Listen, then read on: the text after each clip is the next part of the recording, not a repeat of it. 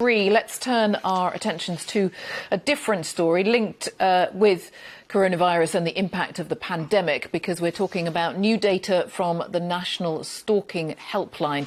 It has revealed a 21% increase in calls in January on the month before. And since the first lockdown in March last year, in total there has been a 14% increase overall, with all cases reported to have had an element of cyber stalking. And we can discuss this with two guests. Suzy Baker is the Chief Executive of the Suzy Lamplugh Trust, which campaigns for better protection for victims of stalking, and also joined by Samantha, who answers calls to the National Stalking Helpline. She's asked us just to use her first name. But thank you, really appreciate your time. Thank you very much for being here. Suzy, first of all, in terms of what the charity does, just give us an overview, are you able to, of, it's a big question, but the impact of the last year, the impact of the pandemic, and how much harder that has made life for the sort of people that you try to help.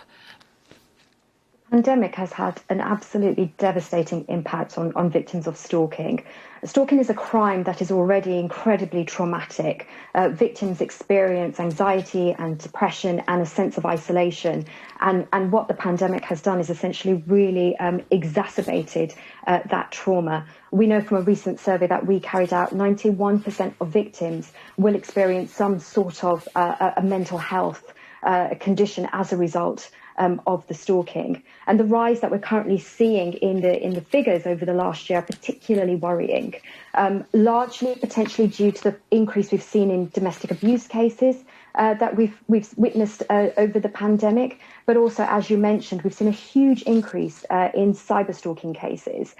We know that victims can easily be accessed online, and perpetrators tend to go where victims are, either to their workplace or where they're socialising. And we are all doing a lot more of those things online. And so it makes sense that we're seeing a lot more of those behaviours now being carried out online. And so, Samantha, you work on the helpline. Have you, during the pandemic, for a start, have you seen an increased workload? Are you just sensing that more people are in need of that vital support that you can provide? Assess for us what your experience has been like.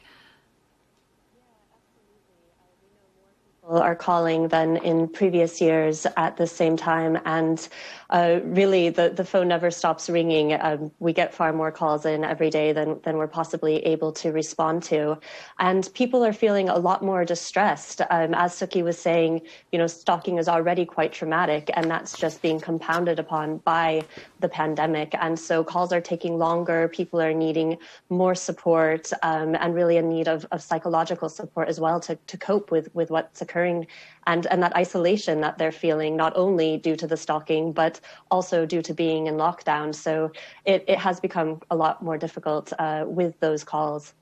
And are they wanting to talk to you in addition to trying to get help from the police, or what are you hearing in terms of their whether they turn to the emergency services as well? Yeah, I mean, it's really mixed. Often we are the first point of call and the first person that victim will have spoken to about what they're experiencing. In some cases, they've actually tried reporting to the police and they maybe haven't been taken seriously or haven't had a good response, or they've been deterred from reporting by their friends and family, particularly when it's cyber stalking.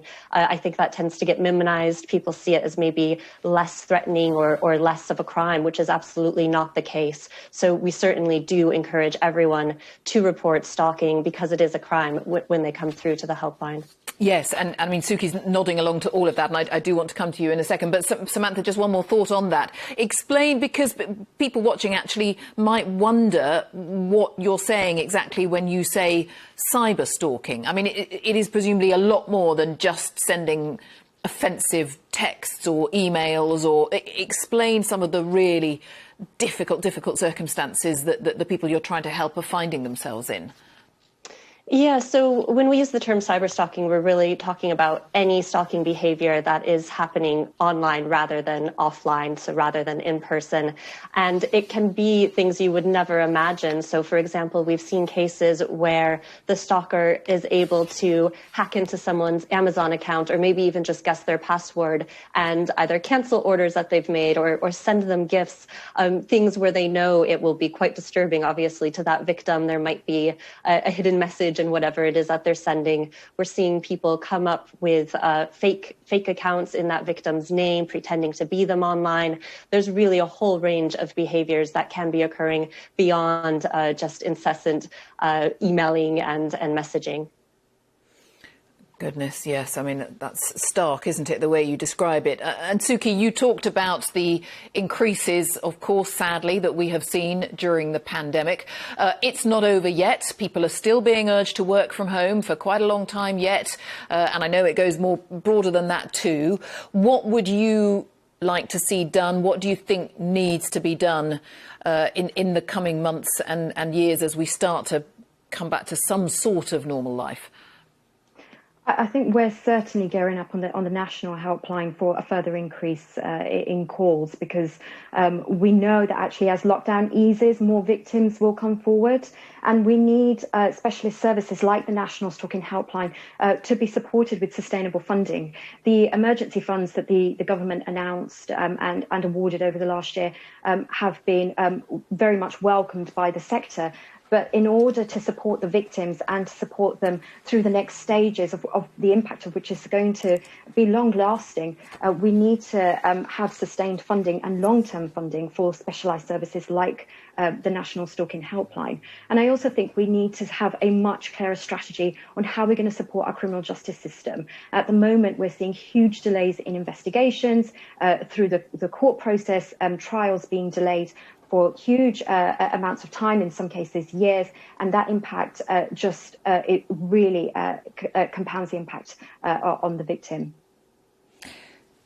Thank you so much to both of you and for everything you do as well. Thank you. That is Suzy Barker, who is Chief Executive of the Suzy Lamplugh Trust, and Samantha, who works on the helpline. Thank you very much indeed.